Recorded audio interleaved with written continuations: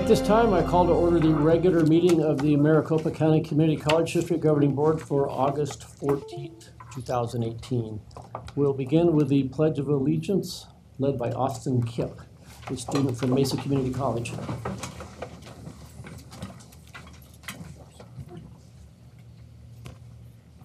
All right. Pledge allegiance to the flag of the United States of America and to the republic for which it stands, one nation, under God, indivisible, with liberty and justice for all.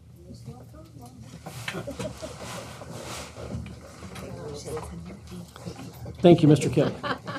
Substitution, Mark Dempt for Ed Kelty. This time, I'd like to acknowledge 4 new permanent presidents. Dr. Richard Haney, Mesa Community College. Dr. Larry Johnson, Phoenix College. Dr. Teresa Laber-Reese, Glendale Community College. Dr. Greg Peterson, Chandler Gilbert Community College.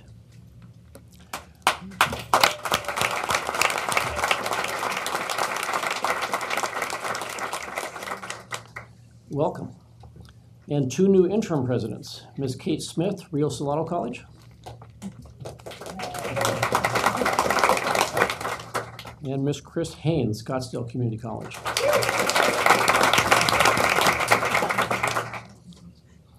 Student life reports tonight is Mesa Community College, Eric Aguilar, Ariana Granger, and Haley Hardy.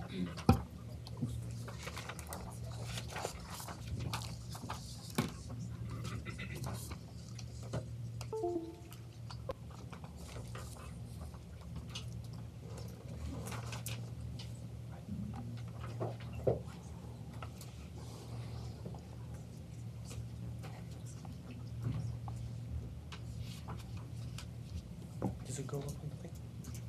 Oh, good. That's okay. President Hendricks, members of the board, Dr. Harper and Eric, members of the CEC, and guests. My name is Eric Aguilar. I am the student body president for Mesa Community College.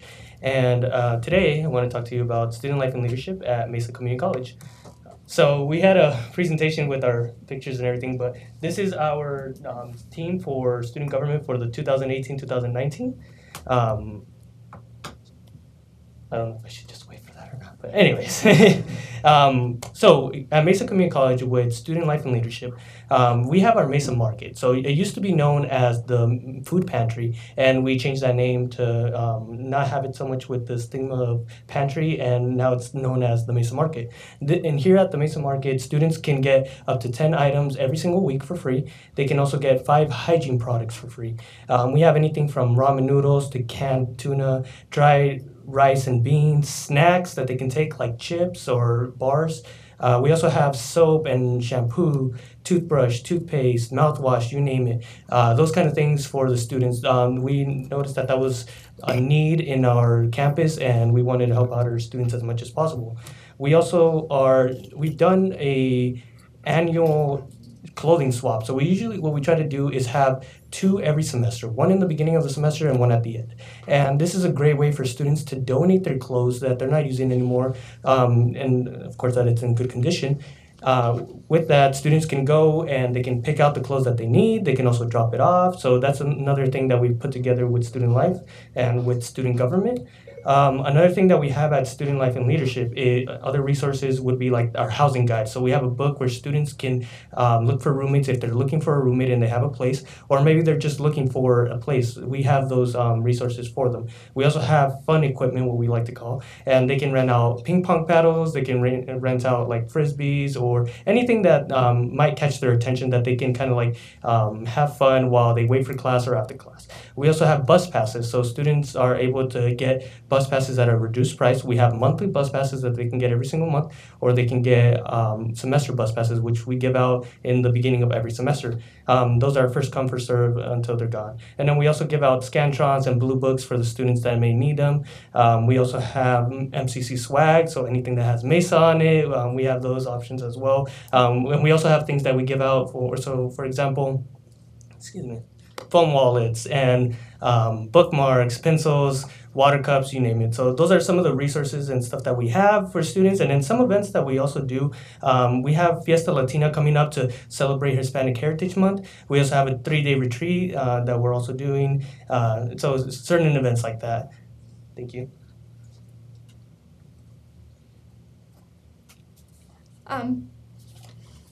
President Hendricks, members of the board, Dr. Harper Marinick, members of the CEC, and guests, my name is Haley Hardy. I'm the Vice President of Communications for ASMCC. So our social media, we have Facebook, Instagram, Twitter, Canvas, Snapchat, and we're working on getting a YouTube channel. So last year, we had 500 downloads for our app.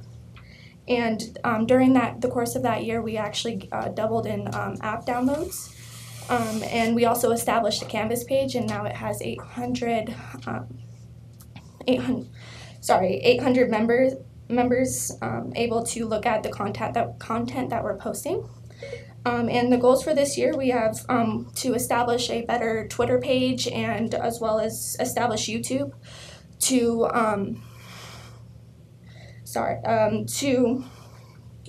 get the word out about different organizations that are on campus, as well as tips and tricks about Mesa Community College, and get the new freshmen going and feel more comfortable on campus.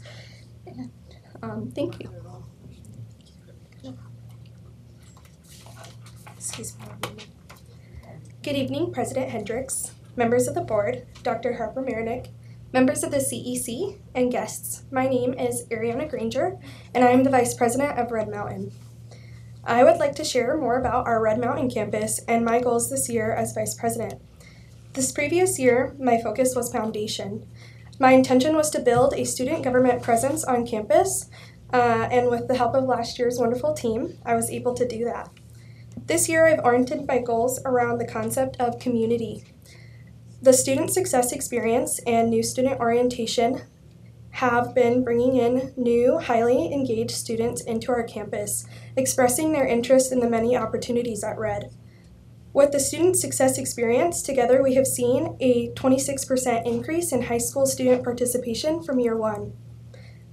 Through this program, students are paired with Red Mountain faculty coaches to increase student retention. I have been fortunate enough to hear personal accounts of many of these students from year one and how this program has helped them to succeed. Programs like these are continuing to build our tight-knit, ever-growing community at Red. My goals this year include furthering our students' community engagement by hosting events such as an all-club social for networking within our campus community and hopes to increase student involvement. Red Talks, which stands for Real Educational Dialogue, which is a chance for students to have roundtable discussions with their peers on social issues. Ongoing voter registration and education events in partner with our ASMCC tabling events. And continued research in the endless opportunities for student projects within our community garden. It has been our pleasure to share our goals and excitement with you all for the upcoming school year. Thank you for your time, and as always, you are more than welcome to attend our many campus events. Thank you.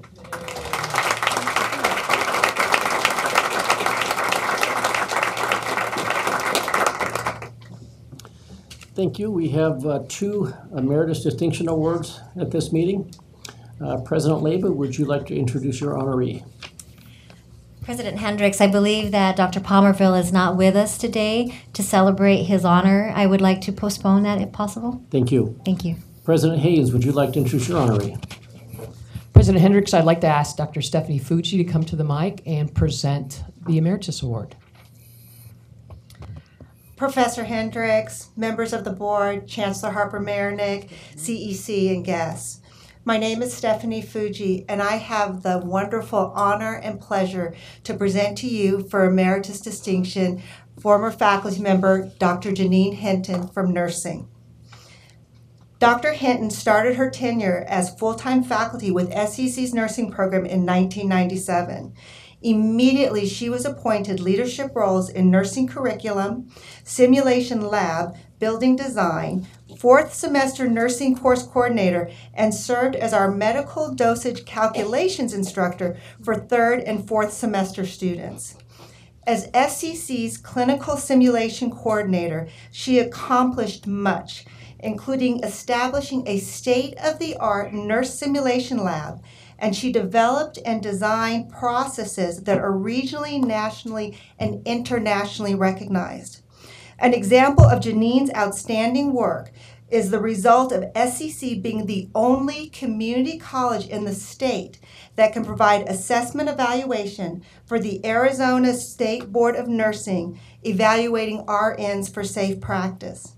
In addition, international nurses have expressed interest in SCC's nursing simulation lab and processes, with nurses from Japan and New Zealand visiting SCC wanting to learn firsthand about our simulation processes from Dr. Janine Hinton. Throughout her career at SCC, she has held among the highest priority growing our nursing simulation program and providing added opportunities for our students. Amongst her many accomplishments include establishing simulation courses tailored for all levels of our nursing students. Her work and leadership has resulted in SCC nursing students being much more prepared when entering a clinical session and thus much more prepared for their profession. Janine has been a most valued faculty member for us at SCC, and she is more than deserving of this emeritus distinction. And with that, I would like to ask Janine to come up here. Dr. Hinton.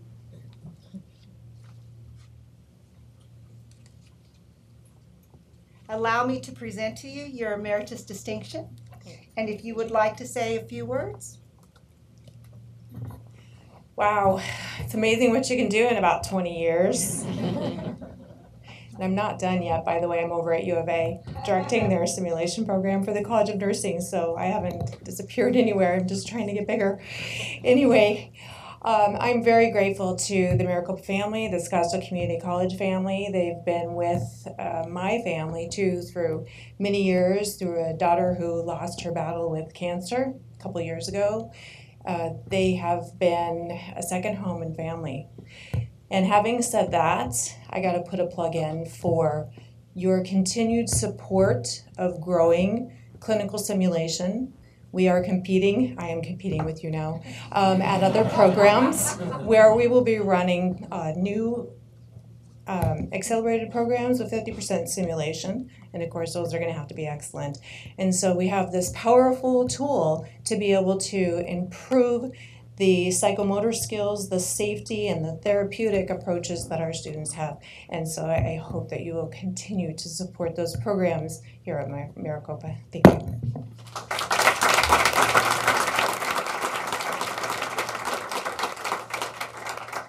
Thank you. I'm going to skip over the Chancellor's report to consideration of the consent agenda because I'm told our tech guy needs to fix a few things for the Chancellor's report. So we'll skip to consideration of the consent agenda and then come back to the Chancellor's report. We now move to consideration of consent agenda items. All items with an asterisk are consent matters unless they're removed from the consent agenda at this time. Do any board members or the Chancellor wish to remove any items from the consent agenda? Seeing none, is there a motion to approve the consent agenda? I so move. I second it. All in favor signify by saying aye. Aye. Those opposed? Consent agenda passes by unanimous vote. Now we will pause for the tech guy.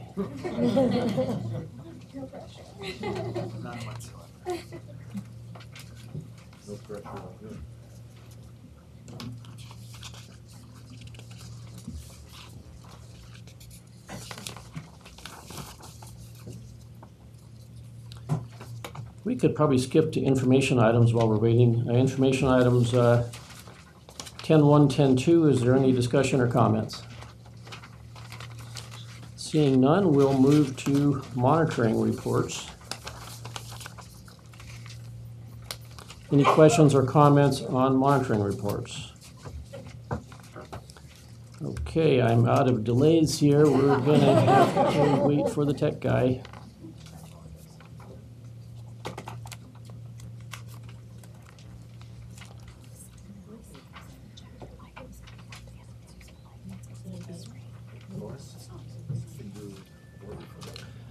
Good idea. Let's skip to board reports. Mr. Sarr, an update on parking lots and automated cars. Automated cars will be coming on the Mesa campus in a week. We hope anyway, and I think I'm looking forward to them finding out as I talk to our new president that the first Waymo car that comes on that campus and drops off a student, I want to be there. So that's great. I did have an opportunity, as many of the campuses did today, to have convocations. I went to PC and enjoyed their convocation, and it's always fun this time of year to see the faculty and everybody come back. It's always fun to see who gets the parking spot at PC. Eddie Jenna it has a parking spot. Nobody told him it was up on Osborne, but he has a parking spot. I also want to let everybody know that the New Year starts next week. And on Wednesday at noon, I will be an official Maricopa student at Mesa Community College. And I'm starting a new career. I figure it's time. So I'm looking forward to that. And we'll see if my grades meet the chancellor's requirement here. So that's all I have. Thank you. Mr. Bartney. I just wanted to say thank you to President Haney and Vice Provost Reyes for giving me a tour of the Red Mountain campus. I saw Adriana there, and thanks for showing us, I guess, the market. I thought it was food pantry there as well, but thanks for showing that. It's a great campus. And the only other thing I wanted to share is last week I also went to the opening for Canyon View High School, and I shared this with the chancellor. Brand new high school over in the West Valley on Perryville and Bethany Home, and they've got a lot of space. So I think another opportunity for us to collaborate and look at ways and spaces where the community colleges may not be at right now, but they're very welcoming to that collaboration. So that's all I have to share. Thanks. Mrs. McGrath. I have no report. No report. Mrs. Haber. Well, I'll just mention that for the most part, yeah, is it on? Can you hear me? I had my hip replacement 2 months ago, and I can do a jig, I believe, maybe. Everything worked out very well. We can all be thankful for the advancements of the medical profession and medical science. It's pretty incredible because many of you are pretty young, and things will even get better. So I just thought I'd mention that. Thank you. I'm going to share my travels for the last week, and before I share my travels, I want to be clear that I'm not criticizing Maricopa or any of the staff. I'm just sharing a story that I think we should be aware of, and I would encourage the board members and the presidents and to maybe try what I tried and just see what you think and see if this is an issue or not. But I traveled to the financial aid offices of 3 different colleges this week with 3 different students. One of them is my son, and I didn't really believe the story I was hearing because most of you have kids. Kids always tell you the whole class fails and I was just one of them or whatever else. So when I was hearing about all these problems, I really thought he was just too lazy to fill out the paperwork and go through the motions to do it, because anybody who's dealt with bureaucracy knows it's not simple. So I said, okay, I'll go with you. And I was really relishing the moment because I was going to be able to tell him that he was the problem because he didn't make an effort to get the paperwork filed properly. And what he was complaining is he kept telling me, I do what they tell me, and then the next day I get an email and says there's one more thing. And I go back and I do what they tell me, and the next day I get an email. And I thought, this doesn't sound right. So I went down with 3 of them. We went to 3 colleges, and we went into one, and I called him and asked him, I said, I don't know where the enrollment center is. And that's where we were supposed to meet. And so what I thought was a joke, he says, just look for the students that are all stressed out and they're frustrated and they just look like they can't make it another day. And he says, that'll be it. That's the place. And I kind of laughed. And I got there and I went into the enrollment center, and it was full of students that looked stressed out and lost and frustrated. You could just feel the tension in the room. And so we got there and we waited in line. And the line's probably, 50 people. And you wait in this line, and when you get to the front of the line, you have two, they're kind of like screeners. And they point you to another line after you wait in this line. And as I'm getting to the front of the line, I realize that, let's say you got 50 people in that line. And there might have been 30 people in the line, but let's just say it's 50. It winds way out around the building. If you got two screeners and you spend 2 minutes with each person to see what they want, that's what, a 2.5-hour line to get directed to the next line? And so we get directed to the next line, and we talk to them, and they said, oh, gee, you need to go over to the other college because you've attended 2 of our colleges. So we drive over to the other college, and they say, well, I can't fix it here. You got to go back over there. And so I said, well, couldn't you just call them? No, we can't call them. We're not allowed to do that. We can't. You have to go over there. So we drive back to Mesa. This is the 8th trip down there for this particular student. Okay, so I get down there, and I get frustrated. And this was after several hours of dealing with financial aid efforts with 3 students, but primarily 1. Now, after I'd been there for a while, I called the president's office, and I said, can you help me? I says, I'm the president of the board. I'm looking for special treatment. Can you help me? And they said, yeah, we can. We'll send somebody over right now. And they did. And they took us to the lady that, I don't know exactly what she does, but she apparently leads the financial aid office. She helps us out. She says, oh, I can see the problem. She says, I'll call over to the other college and get this straightened out. And of course, my son, being my son, he says, oh, you can't do that. That's against the rules. And she said, well, I can. So she did.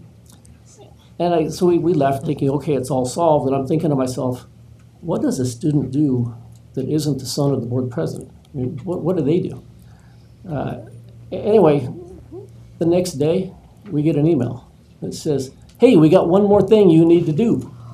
So we went back down, and that did end the problem on that trip.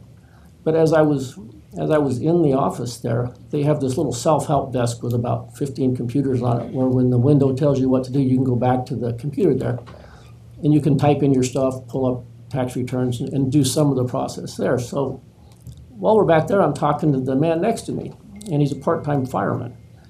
And you could just feel that he was frustrated and anxious. And so I started talking to him, and I asked him, he's got to go to work, and he had to leave, and he'd been down there half the day. And they just dropped all of his classes because he didn't get his financial aid, and so all of his classes are gone. And he's going through this where he's dealt with this repeatedly. And then there's a lady sitting behind me, probably 35, and she's dealing with financial aid, and she's crying. She actually has tears in her face. And I talked to her, I said, how are you? What's going on? You look like you're having a bad day. This lady needs her financial aid so she can eat. It wasn't just for tuition and other things. And I'm watching this, and I said, I'm not criticizing anybody that works there. They were all wonderful. They were all helpful. I'm not criticizing Maricopa. This might be a federal problem. I'm just sharing my experience, and I would encourage other people, whether it be board members, president, chancellor, there's got to be some way to make this better. I don't know if it's a Maricopa issue or we need a new system. I don't know if we need more people. I don't know if we need more. I don't have any idea how you fix this problem. But just a couple of people that I talked to while I was there, this has to be better. If we got people that can't get their financial aid, they're counting on it for food and rent. If we got people that, and I don't know the system about when you drop classes or when you pay. Frankly, my son wouldn't have gone hungry if we hadn't got our financial aid that day. We would have been just fine. But there are people there that do count on this to live on. The young man that's part-time fireman, he had a job to go back to. He couldn't spend the day there. He had to leave. And so, I'm sharing this story because I don't know the answer. I don't even know how to begin an answer, but something needs to be done to try to find some way to improve this process. And the idea one school can't call another because maybe it's a federal issue. Maybe this problem is because I'm so naive, I don't understand, there's nothing we can do. But I'm going to share it with the hopes that somebody in this room that knows more than I do can perhaps move this thing slightly to an improved situation over the next year, 2 years. I don't know how long it would take. But, I can only stall for so long. I think President we can go. Hendricks. We can go on. Chancellor, did you? I'm sorry. President, may I Ms. be McGrath. recognized? Thank you. I'm kind of horrified at your story here and cannot imagine what these students are going through. I think there must be some colleges in this country that have solved this problem. And I'm hoping that we have someone on the staff that can say, hey, how do you do this and how does it work? Because I'm certain that we're not the only community college that just has more than one campus. So I'm hoping that we have some smart people here that can discover where it's being done correctly and easily. And perhaps it is a federal problem. I hope not, but thank you for letting me speak.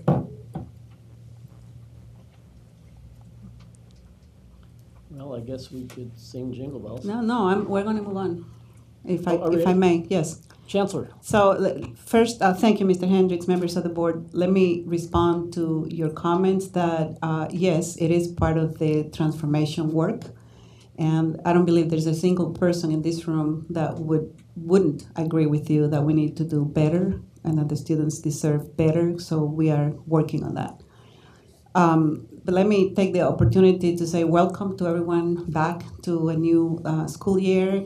We have students coming to us, ready for learning and engagement, and I hope we're all providing the safe, engaging environment that they expect. Because we have two wonderful faculty members presenting our update on transformation tonight, they know that flexibility is important, so they have agreed to present without the PowerPoint slides. And I thank them for that. So we are updating the board and the public tonight on two parts of the transformation work. One is the progress that we have made on fields of interest, and the other one is on the progress we have made on the guided pathways. So I would like to invite faculty member Jen Fay to the podium and faculty member Matt Jolly. Jen Fay is at Mesa Community College and Matt Jolly is at Gateway Community College. And both of them have been leading this work in a fantastic way. Thank you. Thank you, Chancellor. Good evening, President Hendricks, governing board members, Chancellor Harper-Marinick, members of the CEC, and guests. We, the Pathway Mapping Team Leads, are very pleased to present this work. And I will say it's a perfect segue, that story, because it's why we're doing this work. We believe in this work, and we believe it is the solution to the stories that you described here. It's why faculty from across the district are coming together, spending hours of their time to transform. It's really inspiring and exciting. So we will get there. So just to review, one of the primary goals of the Pathway Mapping Team Leads of the work of Guided Pathways is to develop clear, coherent, shared pathways among the colleges for all Maricopa students that promote social and economic mobility. But another primary goal is to transform our culture.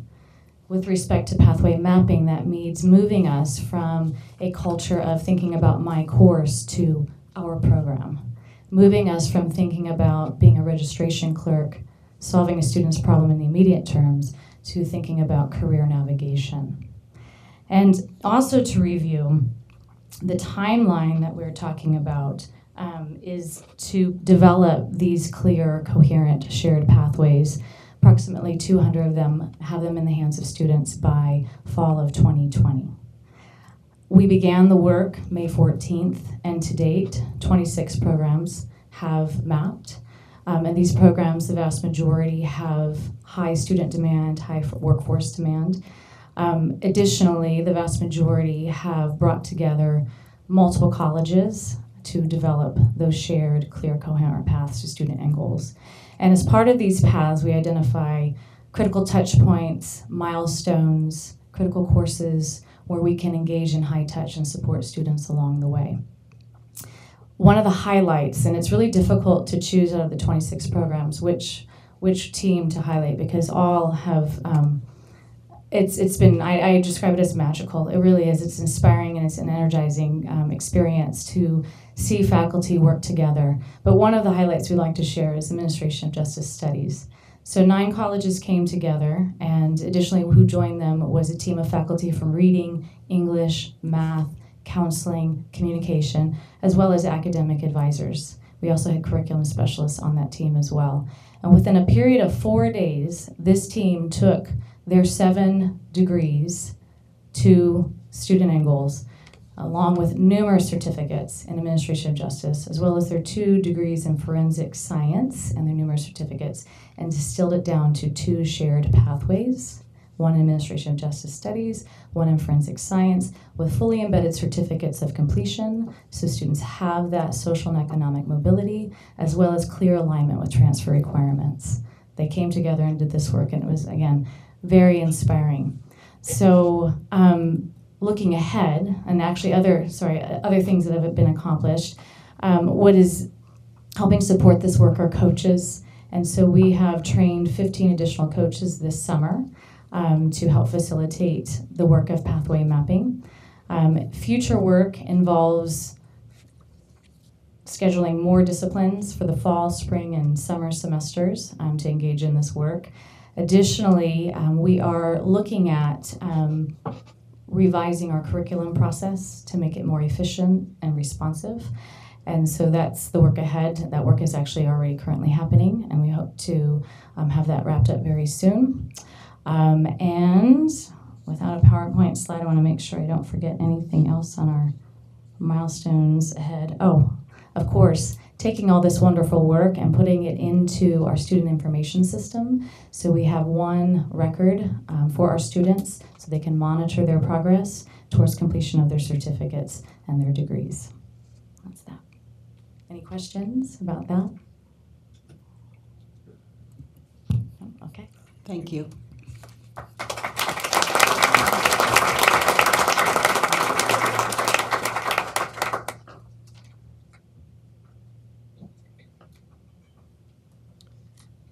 President Hendricks, members of the board, Dr. Harper-Marinick, members of the CEC, and guests. My name is Matt Jolly. I'm an English faculty member at Gateway Community College and also a faculty senate president. There are actually 2 of us who have been working very, very hard on this project, and it's important to me that my co-chair be up here with me. So Yvette Espinosa, please.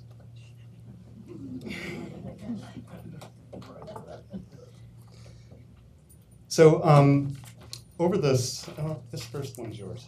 Right. Yeah. So that's okay. I was forgotten. Soy de colera aquí, right? So I'm here, like, as the third wheel. So my name is Yvette Espinosa. I'm biology faculty at South Mountain Community College, and along with Matt Jolly, I am the co-lead for the Fields of Interest project team. And so we're just really here to update you today about the progress so far.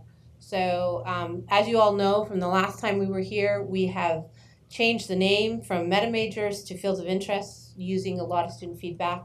And today we're here to announce what those 9 fields of interest are.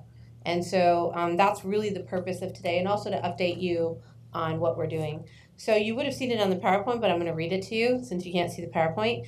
So these are the 9 fields of interest for Maricopa: applied technology, behavioral sciences and human services, business, entrepreneurism and management, computer and information technology, culture and society, education, health and wellness, science, technology, engineering and mathematics, and then visual and performing arts. So the process at arriving at those names was a collaborative and deliberate one.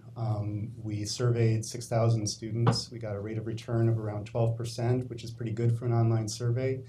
The names that were surveyed were generated from collaboration with instructional councils who provided their input. There they are. So the other thing that happened over the summer is that we're planning on the work that still needs to be done. So creating the names would be a rather superficial accomplishment if we didn't do anything with them. And so we need to create descriptions of these 9 categories so that they make sense to students and to advisors and to faculty. We need to develop a process for modifications to the fields of interest. It was very important to us that we introduce this as a version 1.0. We expect that as we implement, that we might discover where these categories don't fit perfectly. And we're certainly open as a team to rearranging those. We need to develop a training and best practices roadshow for the implementation of fields of interest. So having these 9 categories is one thing, but then what do you do with them? You can create student communities around the fields of interest so that students feel connected to each other within their disciplines.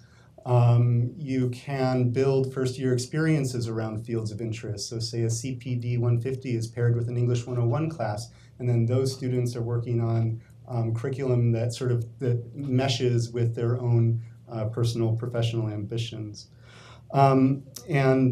Ultimately, we also need to work with marketing. We imagine color-coded and icons, right, to go along with each of these fields of interest. Hopefully, we don't have 10 different icons with 10 different colors floating around at 10 different colleges, but instead one icon that we share across the district. We need to infuse the fields of interest into the advising model. After all, this is the whole point, is that when students begin their academic program, if they don't know exactly what they want to do, they can say, well, I'm interested in something healthcare related, and then we can make sure that the courses that they take in their first semester are not wasted time or money. We need to finalize all degree, program, and certificate categorization. So we have a draft, but we need to share that out with ICs and make sure that they agree with their placement. And finally, because Holland codes, career clusters, and CIPs, SIPs are so integral to pathway mapping and also to workforce development, we need to make sure that they are aligned with those fun things as well. And that's our presentation. Okay, thanks. Any questions from board members? Matt, on these pathways, are you coordinating with our K-12 partners to make sure that their pathways are in line with our pathways? So if that's really part of transformation as a whole. So on our own campus, we're talking about how we're connecting with K through 12 to do exactly that. So when we're doing recruitment, right? We can go to the high schools with the fields of interest, and we can help them to do some career assessment early, right? And then they can see themselves on a pathway within Maricopa Community College. You mentioned career assessment, and we've talked about that forever. Yeah. But it doesn't happen as well as it should. There's an article in the Republic today about tremendous lack of counseling in our high schools, 700 to 1,000 to 1. And that's where these typical evaluations come from. And so is there a plan or an opportunity for us to help those high schools in the Valley make those assessments so that students can have an idea of the field of interest that they want to pursue? Mr. Sart, that's not something that we have explicitly looked at, but I think that it makes very good sense within the guided pathways model that we be doing exactly that. So we've taken your question under advisement. Thank you. Thank you. Are there other questions? Thank you. Thank you. Mr. Hendricks, members of the board, let me just say thank you to our 3 faculty members because they actually represent hundreds of people who are involved in doing this work. And many of them are putting many hours into this way beyond expectations and have worked through the summer months. So just know that what you're doing is appreciated and is valued. And we thank you because without your efforts, we couldn't be making the kind of progress that we have made. So I appreciate that. Thank you.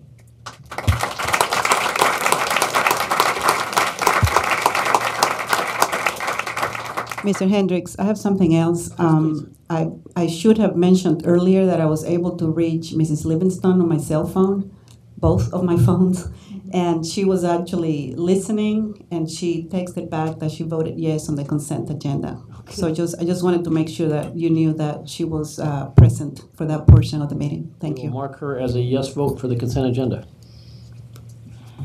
Mr. Champel, do you have anything to report on behalf of residential faculty and faculty executive council? I do, thank you.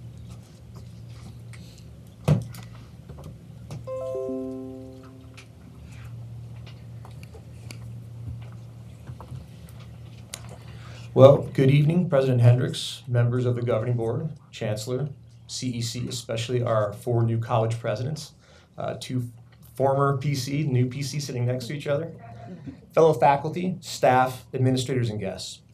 My name is John Champel. I am in my 13th year as residential faculty at Phoenix College, where I teach students in majors biology. I am also the currently elected president of the Faculty Executive Council, FEC, and I am delighted to continue to have the opportunity to speak to you this evening. The 2018-2019 Faculty Executive Council met regularly over the summer months to fulfill its duty to safeguard teaching and learning here in the district. In the face of the unilaterally mandated changes to long-standing residential faculty policies ratified by a 4-3 majority of this board, the Faculty Executive Council remains the faculty advocate for positive progress in the district and for the preservation of core professional values across all 10 colleges, for the benefit of the students we all serve, and for all of our fellow working colleagues. I'd like to provide a few examples of the progressive work residential faculty were engaged in over this past summer. First, the Maricopa College's Faculty Foundation implemented a DACA Success Grants Program to help our DACA students defray the substantial cost differential between in-state and out-of-state tuition that they must now pay. The Faculty Foundation dispersed 15 of these DACA grants over the summer, totaling $25,000 in financial awards, and has 50 more grants currently in the works. Please feel free to support them in their efforts to help our DACA students. As Jen and Matt already just outlined, summertime guided pathways, fields of interest, and pathway mapping progress has been substantial. They documented the details. My understanding is that the initial mapping completions help pave the road for all those that follow, so we can expect an uptick in this critical initiative, one which is highly residential faculty driven. Over the summer, faculty chairs, program directors, and other full-time faculty worked extensively to hire new faculty and staff across all 10 of our colleges. This feat was accomplished amidst the many documented hiring challenges presented by a broken human capital management system. Relatedly, full-time faculty also identified, confronted, and corrected new course scheduling errors in SIS in order to ensure that both summer and fall courses were actually in the schedule with the proper instructor listed for our students to be able to select and enroll in those courses. Without those summertime efforts by those folks, many of our students would not have been served for summer or in the fall, and our enrollment would have been further negatively impacted. Now on to some challenges. Since the implementation of the new human capital management system in the spring, overpayments, underpayments, and in some cases non-payments of district employees have been a persistent and continuing issue for many of our college's faculty and staff. Problems identified from the spring 18 semester, which were supposed to be corrected, instead in many cases actually intensified over the summer, as is evidenced by tonight's board agenda item, consent agenda item 9.6, approving the spending of another $2.3 million to help remedy such problems. At all the colleges locally, HR staff and faculty leaders have been working tirelessly to mitigate this widespread issue and look forward to seeing it resolved with a minimum of further financial impact, both to district employees' paychecks and to the district's bottom line. The mutually beneficial relationship between positive institutional progress, otherwise known as change, and the core values underpinning shared governance in higher education has been routinely strained in the Maricopa Community Colleges district of late. Stemming from the current board majority's moves that sideline the productivity and benefits of shared governance, currently major institutional changes are being decided upon and sometimes implemented, often with disregard for concerns raised by faculty and other employees on the potential negative downstream impacts for students, likely resulting from the hastiness of their implementation. Examples include the timelines associated with recent announcements of fundamental, and what few would question are quite necessary, changes to developmental education throughout the district, as well as the implementation of student last day of attendance policies. My hope is that these matters and others are ones we can and will work through. And we would do so in a more timely and student-serving manner by re-employing a true shared governance approach to innovation and change in our district. In doing so, we might mitigate or avoid entirely any further counterproductive roadblocks going forward. I ask you to please remember, and especially after President Hendricks' comments earlier, faculty are on the ground with students. We hear them talk. We have a strong sense of the ways they navigate the system, their home life, transportation, etc. We know what they say about class schedules and courses available and the stresses of waiting for financial aid. We know. So when we're at the decision-making table, we can help shape policies that really matter and best benefit them. Please remember the critical statements made back in October by the Board of Directors of the Association of Governing Boards, this governing board's institutional colleagues and peers, reminding all college governing board members that, quote, effective shared governance provides the context for meaningful engagement and decision-making in virtually every private and public college or university. In today's challenging environment, shared governance needs to work not as an afterthought, but rather as a fundamental driver of institutional change and success. I thank you for your time.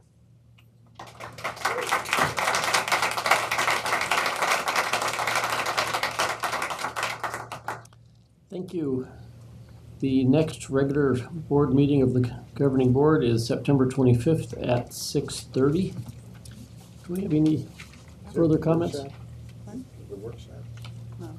That's the next regular meeting. Any further comments? Get a motion to adjourn in a second. I so move. I second it. Meeting's adjourned.